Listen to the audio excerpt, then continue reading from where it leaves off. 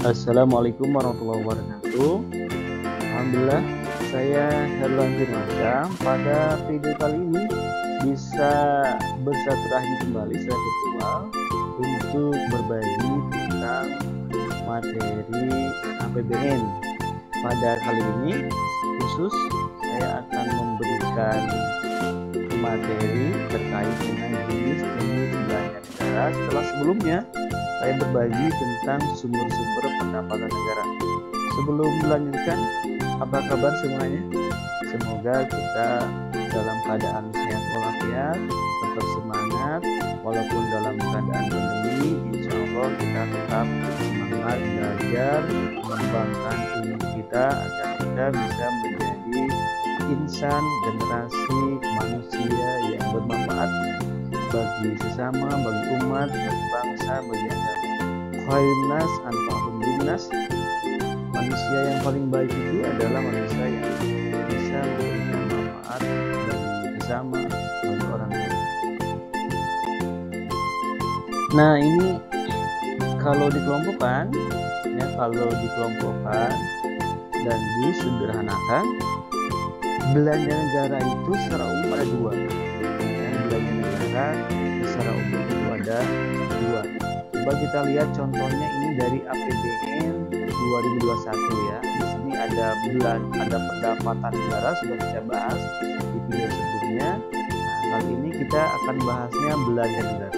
Jadi belanja negara ini disederhanakan itu ada dua. Pertama adalah ada yang disebut dengan belanja pemerintah pusat.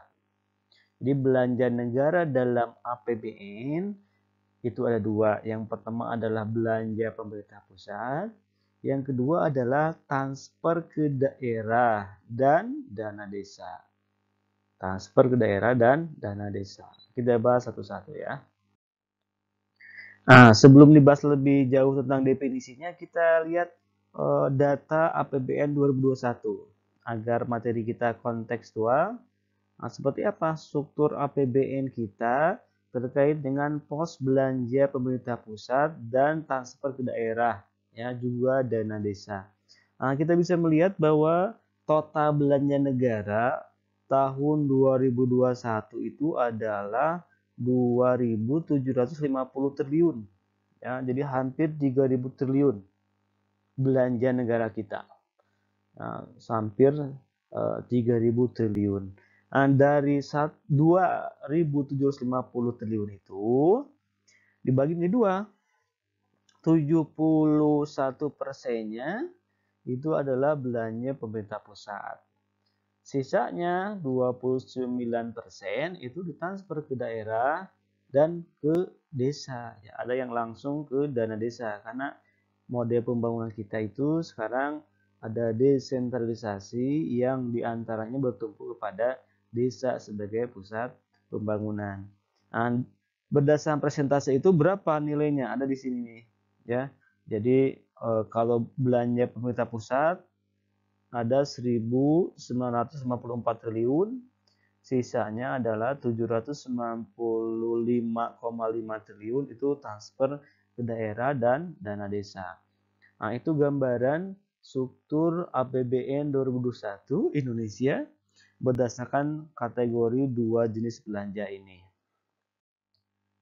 Nah, kita kaji lebih jauh. Sekarang kita lihat belanja pemerintah pusat ya, belanja pemerintah pusat. Kita bisa melihat dan mengklasifikasikan belanja pemerintah pusat berdasarkan beberapa kategori. Nah, untuk slide ini kita kaji belanja pemerintah pusat berdasarkan fungsinya. Ini merujuk kepada Undang-Undang Nomor 17 Tahun 2003 tentang Keuangan Negara. Nah, di situ disebutkan bahwa klasifikasi belanja pemerintah pusat berdasarkan fungsinya ada 11. Pertama ada pelayanan umum, kemudian juga ada pertahanan ya. Kemudian juga ada ketertiban dan keamanan. Nah, bedanya kalau pertahanan sama TNI dikelolanya ada Menteri Pertahanan ya. Kemudian kalau ketertiban dan keamanan sama Polri. Kemudian ada ekonomi di situ, ada lingkungan hidup, ada perumahan dan fasilitas umum, ada kesehatan. Nah, sekarang menjadi salah satu prioritas karena di masa pandemi ini yang terganggu terutama adalah ekonomi dan kesehatan. Nah, ini punya anggaran yang berbeda, yang khusus, ada peningkatan. Kemudian pariwisata dan budaya yang sekarang ikut terganggu, terdampak akibat pandemi COVID-19. Kemudian juga agama, ya, kemudian juga pendidikan, kemudian juga perlindungan kesehatan. Jadi ada 11 sektor, ada 11 pos belanja pemerintah pusat berdasarkan fungsinya. Bagaimana realisasinya? Lihat sebelah kirinya, ini adalah belanja pemerintah pusat menurut fungsinya ya. Nah, ini belanja pemerintah pusat berdasarkan fungsinya. Kita bisa lihat alokasi-alokasinya. Ini pendidikan misalkan 175 triliun ya. Kemudian pelayanan umum di sini 526. Kalau kita lihat mana yang paling besar dari sini ya. Yang paling besar nilainya adalah pelayanan umum ya 526. Nah, pelayanan umum karena pemerintah itu kan hadir untuk memberikan pelayanan publik ya. Karena sektor swasta atau sektor pasar ya mengalami kegagalan dalam hal pelayanan publik atau dalam hal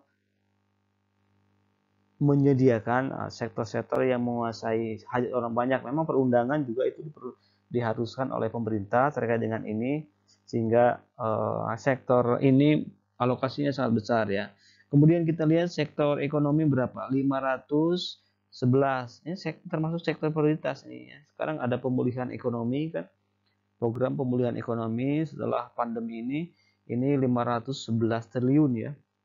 Cukup besar juga hampir menyamai pelayanan umum. Kita lihat kesehatan. Kesehatan di sini yang mana ya? Pendidikan agama plus ini kesehatan 111.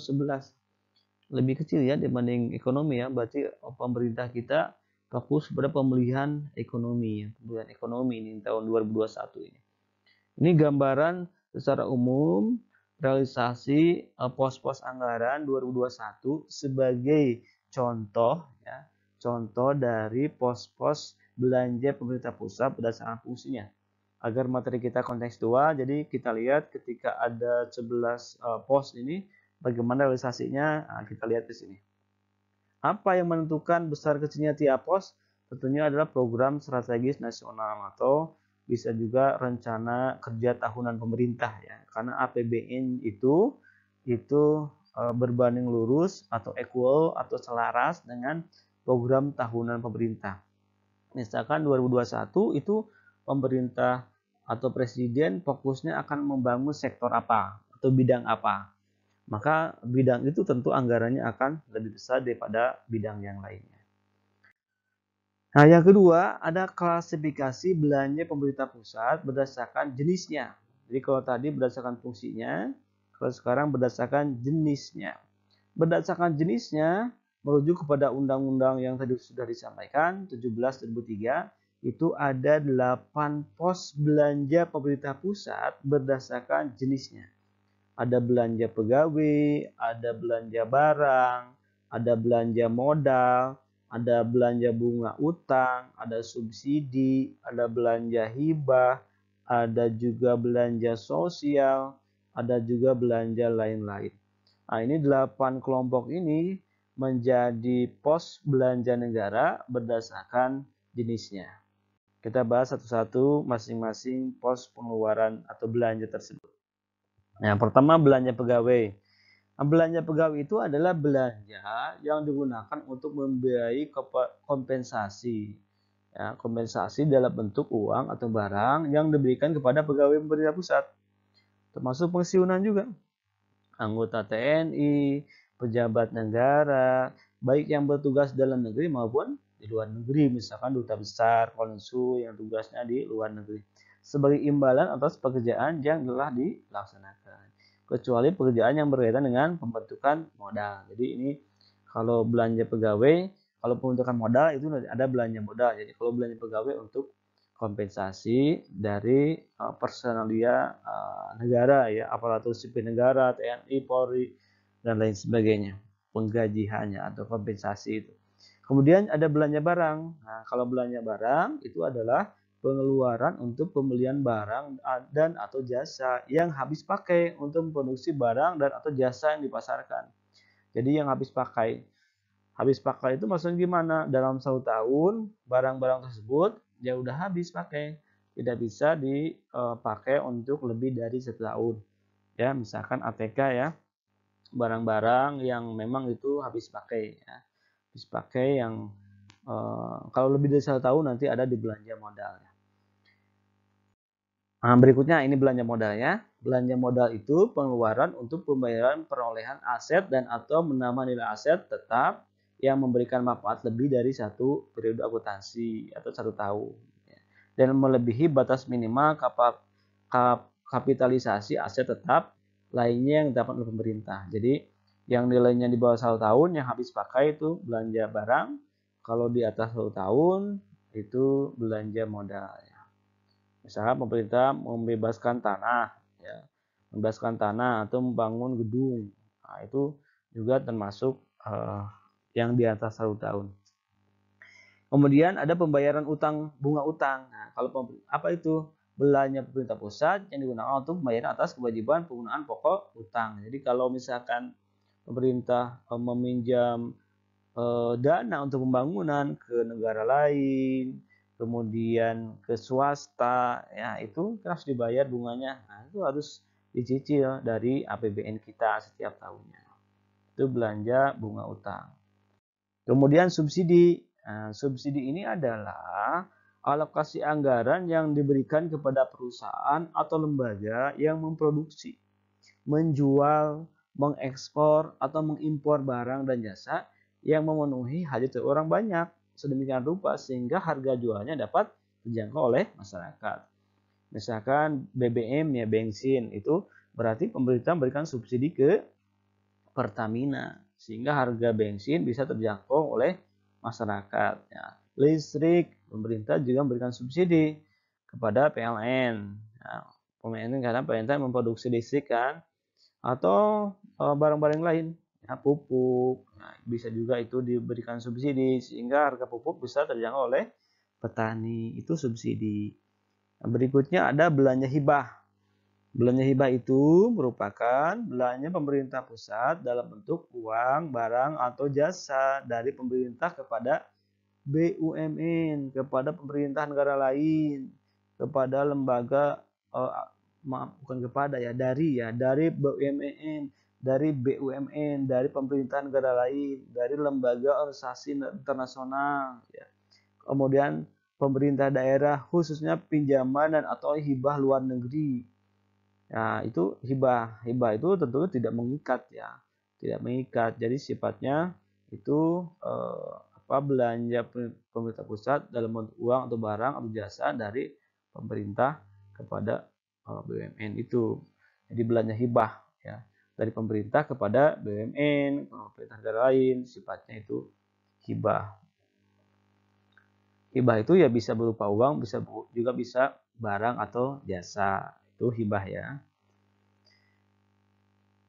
Berikutnya bantuan sosial. Nah, ini pada masa pandemi ini anggarannya sangat besar sebagai bagian dari aksi pemerintah untuk melindungi rakyatnya dari dampak pandemi COVID-19.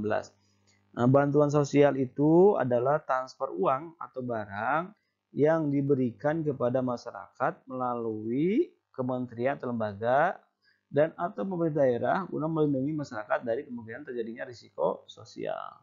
Karena pandemi itu misalkan, nah itu pemerintah mentransfer uang atau barang kepada melalui kementerian sosial biasanya yang menangani ini, atau langsung ditransfer ke daerah. Kemudian ada belanja lain-lain terakhir ya. Belanja lain-lain itu semua pengeluaran atau belanja pemerintah pusat yang dialokasikan untuk membiayai keperluan lembaga yang belum mempunyai kode bagian anggaran. Jadi di luar yang tadi, belanja pegawai, belanja barang, belanja modal, dan seterusnya sampai belanja sosial, di luar itu masuk ke belanja lain-lain ya, belanja lain-lain. Jadi belanja sosial dan belanja lain-lain itu yang terakhir.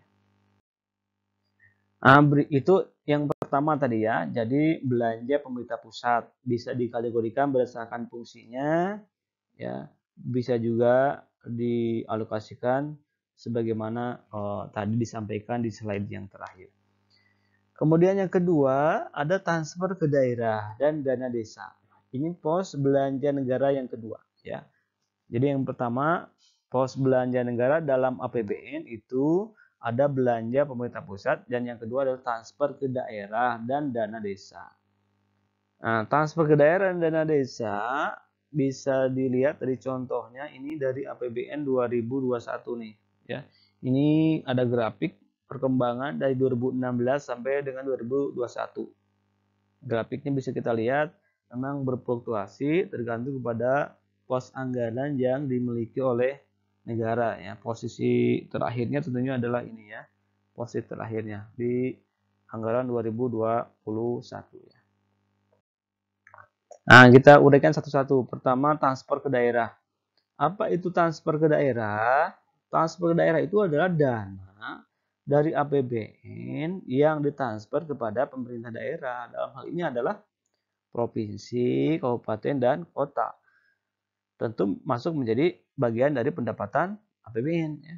Jadi transfer ke daerah itu bagian dari belanja negara dalam rangka mendanai pelaksanaan desentralisasi fiskal berupa dana perimbangan, dana otonomi khusus, dan dana penyesuaian. Tentunya masuk menjadi pendapatan di APBD. Nanti pada saat membahas APBD, ini akan kita uraikan lagi lebih jauh. Jadi intinya dana dari APBN yang disampaikan, yang diberikan kepada pemerintah daerah. Ya, pemerintah daerah di sini adalah provinsi, kabupaten, dan kota.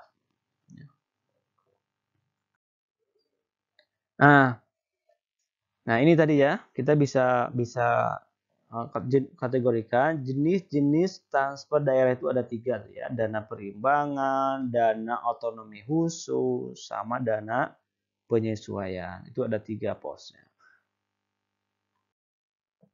Nah, coba kita bahas satu-satu. Dana perimbangan. Nah, dana perimbangan itu adalah dana yang bersumber dari pendapatan APBN yang dialokasikan kepada daerah untuk mendanai kebutuhan daerah dalam rangka pelaksanaan desentralisasi. Ya, desentralisasi. Nah, dana perimbangan ini ada 3 jenisnya. Ada dana bagi hasil, ada dana alokasi umum, dan dana alokasi khusus. Itu disebut dengan dana perimbangan. Nah, apa itu dana bagi hasil? Apa itu dana alokasi umum? Apa itu dana alokasi khusus? Nah, ini dana bagi hasil.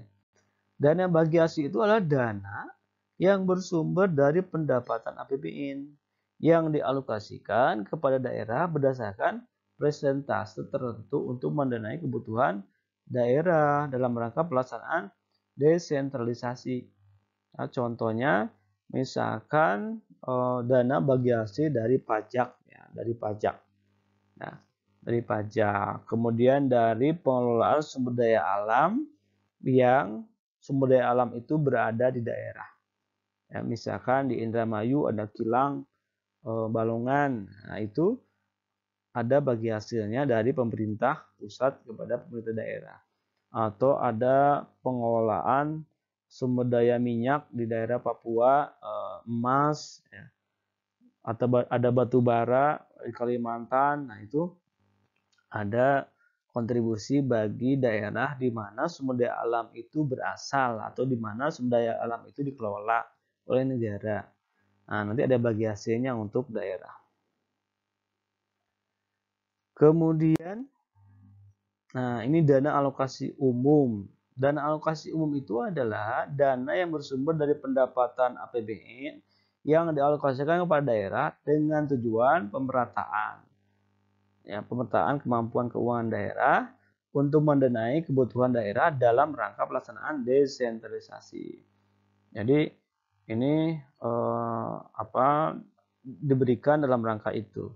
Nah, DAU dialokasikan kepada pemerintah dengan pembagian untuk daerah provinsi dan kabupaten kota. Ya. Untuk provinsi itu 10%, sedangkan kabupaten kota itu 90%. Jadi DAU ini pusatnya ada di kabupaten kota ya, bukan di provinsi. Provinsi hanya 10%. Lebih besar dialokasikan untuk kabupaten kota. DAU itu sebanyak 90% dari total anggaran DAU. Kemudian ada DAK. Nah, kalau DAK, dana yang bersumber dari pendapatan APBN yang dialokasikan kepada daerah tertentu dengan tujuan untuk membantu mendanai kegiatan khusus yang merupakan urusan daerah sesuai dengan prioritas nasional. Misalkan prioritas nasional akan memperbaiki sektor pendidikan, akan mendirikan ruang-ruang kelas baru di sekolah. Maka sekolah bisa mendapatkan dana untuk membangun ruang kelas baru yang biasa disebut dengan RKB, yang dananya bisa bersumber dari sini, dari APBN, ya, APBN. Atau nanti bisa untuk pembelian, pemerintah ada gerakan literasi nasional untuk menyediakan buku-buku di perpustakaan yang ada di sekolah-sekolah, misalkan. Nah, buku-buku juga bisa dialokasikan. Kalau nasional punya prioritas itu bisa dialokasikan untuk membeli buku dari dana alokasi khusus ini. Jadi kalau dana alokasi khusus sesuai dengan prioritas nasional atau program kerja nasional. Yang kedua tadi, transfer ke daerah itu selain dana perimbangan yang meliputi dana bagi hasil, dana alokasi umum, dan dana alokasi khusus. Yang kedua, transfer ke daerah itu ada yang disebut dengan dana otonomi khusus. Ya, dana otonomi khusus. Apa itu dana otonomi khusus? Adalah dana yang dialokasikan untuk membiayai pelaksanaan otonomi khusus suatu daerah berdasarkan amanah perundang-undangan. Dana otonomi khusus digunakan untuk pembangunan dan pemeliharaan infrastruktur, pemberdayaan ekonomi rakyat, pengentasan kemiskinan, pendanaan pendidikan, sosial, dan lain sebagainya. Berdasarkan peraturan perundang-undangan. Ya, ada daerah-daerah tertentu terutama ini memiliki dana yang berbeda dengan daerah yang lainnya sebagai bagian dari pelaksanaan otonomi khusus ya. Misalkan ada dana otonomi untuk Papua ya. Ada juga untuk Nangro Aceh Darussalam ya. Termasuk juga daerah istimewa Yogyakarta. Nah, itu memiliki pos anggaran khusus dibanding dengan provinsi yang lainnya sebagai bagian dari pelaksanaan otonomi khusus di wilayah tersebut. Terakhir, yang termasuk transfer ke daerah adalah dana penyesuaian. Dana penyesuaian ini adalah dana yang dialokasikan untuk membantu daerah dalam rangka pelaksanaan kebijakan tertentu pemerintah dan DPR sesuai dengan perundang-undangan. Dana penyesuaian terdiri dari tunjangan profesi guru PNS daerah. Nah, PNS itu kan ada PNS pemerintah pusat, ada PNS pemerintah daerah. Bantuan operasional sekolah, dana insentif daerah, dana proyek pemerintah daerah, dan desentralisasi. Nah, itu contoh dari dana penyesuaian. Faktor-faktor penentu dana penyesuaian ini jumlah guru bersertifikasi pendidik dan jumlah guru ya tersertifikasi, kemudian jumlah sekolah SD dan SMP dan lain sebagainya. Ini diantara contoh yang mempengaruhi besarannya dana penyesuaian yang didapatkan oleh masing-masing daerah. Artinya tidak sama ya antar daerah mendapatkan dana penyesuaiannya. Terakhir dalam pembahasan ini ada dana desa. Dana desa. Dana desa ini adalah dana dari APBN yang diperuntukkan untuk pembangunan di tingkat desa. Nah, desa. Gimana kalau kelurahan? Kelurahan nggak dapat. Kelurahan itu dapatnya dari APBD, ya, dari APBD khususnya. Jadi melalui kabupaten pemerintah kabupaten kota, melalui Pemda-nya, Pemda atau Pemkot. Kecamatan dan kelurahan itu kelurahnya, camatnya itu PNS. Jadi anggarannya terintegrasi dalam struktur anggaran pemerintah kota atau pemerintah daerahnya. Kalau desa dia direct langsung memiliki anggaran dari APBN-nya, selain juga desa dapat dari APBD juga. Nah, dana desa dikelola oleh pemerintah desa di bawah tanggung jawab kepala desa tentunya. Makanya ada PKDS itu ramai sekarang karena desa itu sekarang mengelola anggaran yang diberikan secara langsung dari APBN. Nah, kenapa ada dana desa? Ya, dana desa itu setelah ini nih.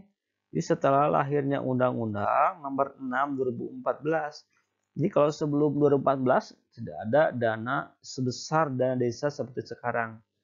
Sejak 2014 ke sini, setelah ada undang-undang ini 2015 ke sini terutama efektifnya itu ada anggaran khusus yang disebut dengan DD, dana desa.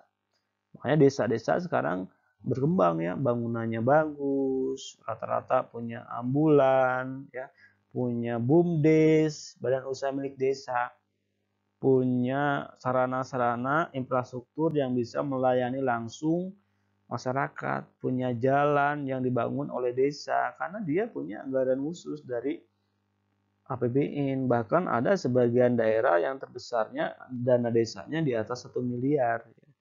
Mungkin rata-rata 800-900 juta per desa, tapi kalau bagi desa tertentu bisa sampai dengan 1 miliar lebih dari APBN. Makanya kepala desa sekarang kompetensinya ya minimal SMA atau S1 karena mengelola anggaran yang besar semacam itu supaya amanah bertanggung jawab sesuai dengan tujuan, tentu harus kepala desa yang memiliki kapasitas pendidikan memadai, ya, punya visi pembangunan, punya jaringan dan lain sebagainya. Nah, itu dana desa yang dialokasikan berdasarkan Undang-Undang Nomor 6 2014 tentang dana desa. Jadi kesimpulannya, belanja negara yang kita bahas pada video kali ini meliputi 3 hal. Ya. Pertama adalah belanja pemerintah pusat.